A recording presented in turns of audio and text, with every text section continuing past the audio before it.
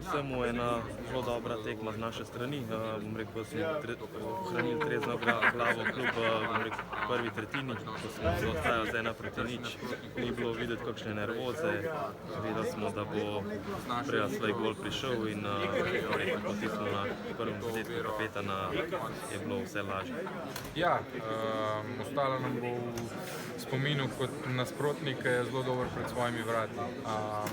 Dolgo časa smo se matrali, da smo dali tisti prvi gol, ampak ko smo ga dali, potem je nekako vse skupaj stekel in smo jih dali še ene par in smo tekmo popeljali.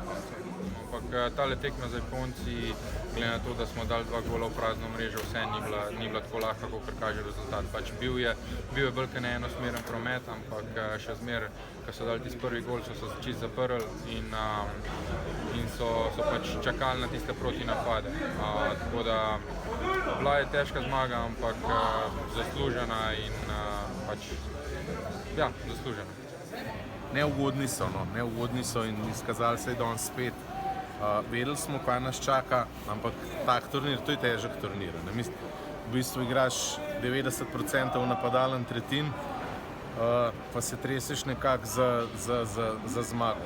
Igrali smo, borili so se, normalen, da je na začetku malo nervoze bilo, potem ne steče, dobili smo gol in potem je to ni enostavna tekma več. Tako da jaz rekel, da so fantje res odgovorili na ta prav način, niso popuščali, borili so se, borbali so do konca in potem je tudi stekel, pa tudi pač par golov in noter padli, potem je pa lažje. Tako da zdaj smo samo naredili tisto, kar se bodimo iskreno ne pričakovali. Če ne bi bili lahko fejst razočarani, ampak jaz mislim, da smo si zaslužili s to igro. Tako da zdaj svetovno prvenstvo, jaz sem tudi fantom zaželel čim boljši zaključek sezone v klubih, čim manj poškodb, čim več golov in da pridejo pripravljeni na priprave za svetovno prvenstvo.